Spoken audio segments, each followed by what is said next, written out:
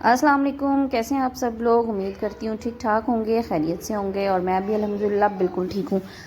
तो आज है सैटरडे और वीकेंड हमारा स्टार्ट हो गया। अच्छा, इस मरतबा जो है ना वो वीकेंड भी बहुत ही लॉन्ग आ गया, यानी कि सैटरडे संडे और मंडे 3 दिन को ऑफ है।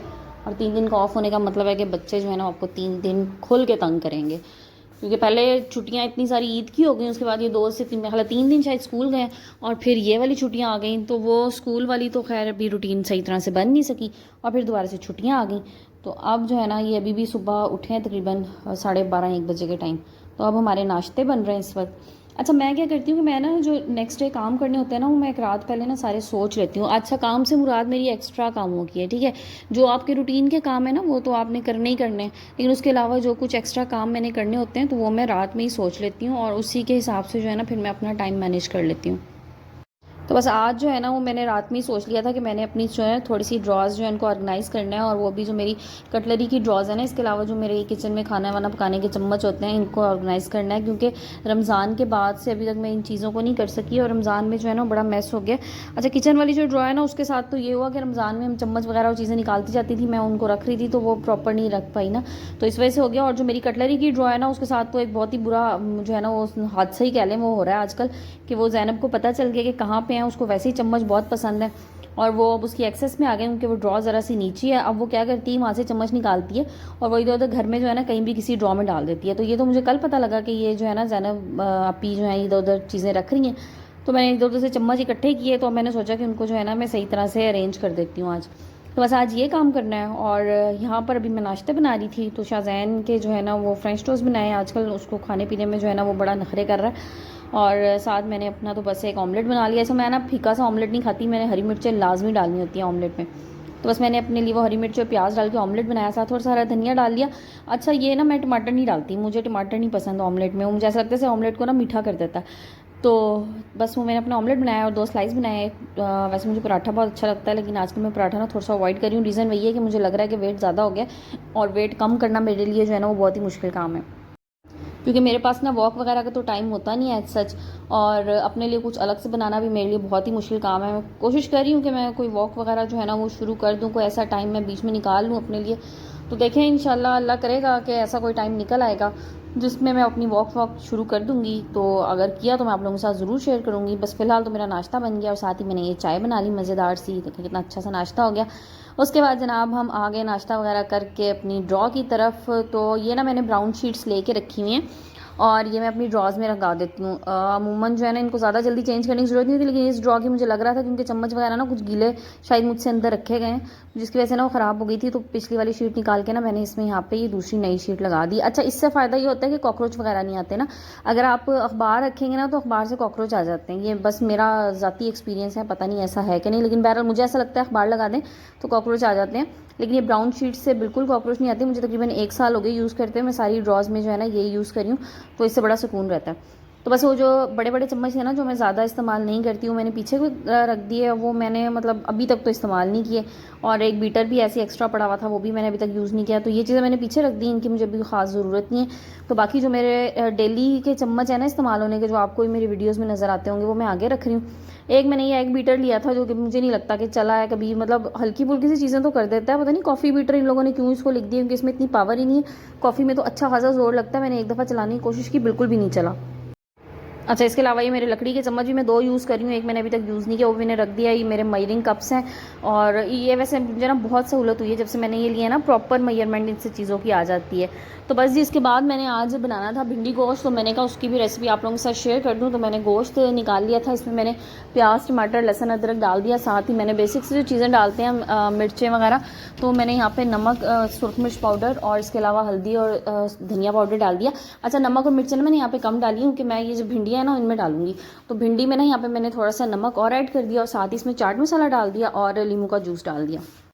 और जनाब इसको मैंने रख दिया भिंडी को काट के साइड पे, इस तरह से मसाले डाल के इन्हें मिक्स करके। गोश्त को जो है ना मैंने पकने के बाद उसको यानी कि गला लेने के बाद ना उसमें मैंने ऑयल डाल के उसको मैंने भून लिया। अच्छा, ऑयल ना मैंने वहाँ पे गोश्त में कम डाला, क्योंकि भिंडियों को मैं अलग से फ्राई करके डालूंगी, तो इसमें भी ऑयल आ जाता है, ठीक है।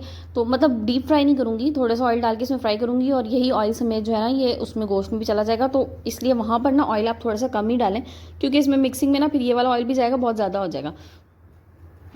तो यहाँ पर बस मैंने भिंडियाँ फ्राई करने के लिए डाल दी हैं। अच्छा, अब यहाँ पर मैं थोड़ी सी इसमें चीज़ें डालूंगी, वो मैं आपको बताती हूँ, असल ट्रिक सारी यहीं पर है। मैंने इसमें डाल दिया साबुत ज़ीरा, इसके साथ साथ मैंने इसमें डाल दी एक चुटकी जो है ना वो अजवाइन की, ठीक है जी। 2 चुटकियाँ तकरीबन मैंने इसमें कलौंजी की डाली और थोड़ा सा मेथी दाना, मतलब हाफ़ टी स्पून आप मेथी दाना। अब ना इसके साथ फ्राइंग में ना ये सारी चीज़ें मैंने डाल दी, इनसे बहुत अच्छा टेस्ट आता है और ऐसे जैसे अचारी सा टेस्ट होता है ना उस तरह का बन जाता है। तो ये बहुत अच्छी भिंडियाँ लगती हैं इस तरह से। ये मैंने डाल दिया, साथ ही मैंने जो है ना इसमें एक प्याज कट करके वो भी डाल दिया। तो प्याज को जो है ना वो ज़्यादा फ्राई नहीं करना, बस मैंने इसलिए डाल दिया कि प्याज थोड़ा सा सॉफ्ट यहीं पर ही हो जाए इसके साथ ही भिंडी के, और बस उसके बाद जो है ना हम इसमें गोश्त डाल देंगे। अच्छा, प्याज आपकी मर्ज़ी है, आप ज़्यादा भी डाल सकते हैं, मैं ज़्यादा नहीं डालती हूँ क्योंकि बच्चे नहीं खाते, तो बस आप ज़्यादा भी प्याज डाल दें तो प्याज वैसे भिंडी में ना बहुत अच्छे लगते हैं, बल्कि मुझे तो ऐसा लगता है कि अगर आप आधी भिंडी और आधा प्याज ही पका लेना तो बड़ा ही मज़ा आता है। तो बस ये मैंने डाल दिया। इसके बाद ये गोश्त मैंने गला लिया था, इसको मैंने भून लिया और मैंने इसमें मिक्स कर दिया। अब हमने करना ये कि इसको हमने दम पे लगा देना है, तकरीबन 10-1 मिनट का आप इसको दम लगाएं क्योंकि भिंडियाँ ऑलरेडी पक गई हैं और बस प्याज जो है ना आपके नरम हो जाएंगे और ये भिंडी हमारी जो है ना ये रेडी हो जाएगी। तो बड़ी ज़बरदस्ती भिंडी बनी है, ज़रूर ट्राई कीजिएगा और मुझे ज़रूर कमेंट में बताइएगा कि आपको कैसी लगी। और जो लोग भिंडी नहीं भी खाते ना वो भी इंशाल्लाह इस वाली रेसिपी से ना भिंडी खाना शुरू हो जाएंगे। तो बस ये जो है ना मुझे तो वैसे बहुत ही ज़्यादा पसंद है भिंडियाँ, बल्कि मेरा तो दिल करता है कि ना सादी आप बगैर गोश्त के भी भिंडी और अरवी वगैरह बनाए ना तो बड़ा मज़ा आता है, लेकिन बस वो मेरे घर में नहीं खाते तो इस वजह से मैं नहीं बनाती, ये भी एक अलमिया ही है। अच्छा जनाब, इसके बाद मैं आ गई हूँ अपने कटलरी वाले दूसरे ड्रॉ की तरफ। तो ये देख लें इसका क्या हशर हुआ है। उसकी रीज़न यही कि ज़ैनब इसमें से चम्मच निकालती है, फेंकती है इधर उधर, फिर वापस ला के भी रख देती है, कभी दूसरे ड्रॉज में डाल देती है। तो मैंने कहा इनको भी चेक करूँ। अच्छा, ये शुक्र है कि ज़ैनब स्टील वाले चम्मच ही उठाती है ना, ये जो दूसरे वाले हैं ये वाले नहीं उठाती। अगर इनमें से कोई उठा के उसने गिरा दिया तो बस काम हो जाएगा।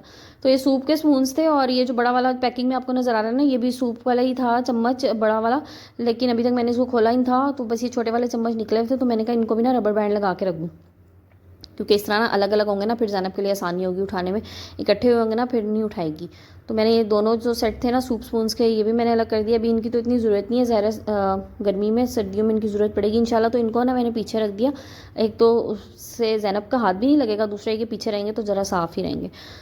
अच्छा, उसके बाद जनाब ये जो दूसरे चम्मच हैं, अब ये डोंगे के चम्मच सारे, और ना ये मुझे सब इकट्ठे करके मैं रख रही हूँ। पता है एक टिप ये होती है कि आप जब भी चम्मच इस्तेमाल करें ना तो आप धोने के बाद उनको अच्छे से साफ़ करके तब जो है ना मतलब ड्राई करके फिर रखें, तो इनकी शाइन ख़त्म नहीं होती है। अभी ये मेरे जो आपको डोंगे के चम्मच नज़र आ रहे हैं ना ये मेरी शादी के हैं और इनको तकरीबन 9 साल हो गए, लेकिन इनकी शाइन ख़त्म नहीं हुई। और इसके अलावा जो दूसरे नज़र आ रहे हैं वो नए हैं, उनमें भी इसी तरह ही होता है कि मैं जब भी यूज़ करती हूँ ना साथ उनको मैं कपड़े से अच्छी तरह से ड्राई करके फिर रखती हूँ। गीले गीले रखेंगे ना तो उस पर स्टेन्स आ जाते हैं, तो और फिर उससे ही जो है ना वो सारी इसकी चमक ख़त्म हो जाती है चम्मच की। तो इसलिए चम्मच आपको ना मेरे बिल्कुल न्यू न्यू लगेंगे। बीच में शाहजैन भी आ गया और फिर पता नहीं इसमें क्या नज़र आ गया, क्योंकि ये लोग ना ड्रॉ में अपनी चीज़ें भी डालते रहते हैं। अच्छा, मैंने ड्रॉ खोली ना, इसके जो कागज़ था जो इसमें मैंने लगाई हुई थी ब्राउन शीट, ये मुझे अभी थोड़ी सी बेहतर लग रही थी। थोड़ी सी ऐसा है कि अब ये उस तरह से नहीं रही, मतलब नीट जैसे कि ना बिल्कुल स्ट्रेट, लेकिन मैंने कहा इसे चेंज करने की ज़रूरत नहीं क्योंकि ख़राब नहीं हुई थी, कहीं से गंदी नहीं हुई थी, तो इसलिए मैंने यहीं रहने दी। तो ये साइड थोड़ी सी फटी हुई नज़र आ रही होगी। अच्छा, ये ना किसी बच्चे ने क्या किया कि इसमें ना अपने कॉइन्स रखते हैं। मैंने इसको भी जब उठाया ना झाड़ने के लिए तो इसके नीचे से काफ़ी सारे कॉइन्स निकले, तो बस ये इसी वजह से साइड से फटी हुई कि इन्होंने उठा उठा के ना यहाँ पे कॉइन्स रखे हैं। अब पता नहीं ये ज़ैनब ने रखे हैं या रीशा ने, मुझे समझ नहीं आई। तो बस ये साइड पे फिर मैंने ये अपने सारे चम्मच वगैरह जो है ना रख लिए और ये हमारा जो है ना ड्रॉ ये भी ऑलमोस्ट ऑर्गेनाइज हो गया। अच्छा, जब ये काम हो जाते हैं ना तो बड़ा एक ना सुकून सा हो जाता है। अभी ड्रॉ मेरी साफ़ सुथरी हो गई, तो अब कोई आए तो फटाफट जो है ना यहीं से मेरे चम्मच निकल के और डाइनिंग तक आ जाते हैं। अच्छा, ये भी एक फ़ायदा ना कि मेरी जो अलमारी है और डाइनिंग टेबल जो है ना ये बिल्कुल आमने सामने, तो बड़ी इजीली यहाँ से ना चीज़ मैं आराम से उठा के तो रख देती हूँ, मेरे बच्चे भी उठा लेते हैं। एक ये डिज़र्ट स्पून से मेरे पास छोटे छोटे ना, ये मेरे डिनर सेट में से निकलेंगे। पता नहीं ये क्या सोच के इन्होंने बनाया है कि मतलब डिज़र्ट खाने हैं, ये चखने हैं, दवाई भी नहीं है, बहुत ही छोटा साइज़ है। तो उसके बाद जनाब ये था मेरा सैलड आज का।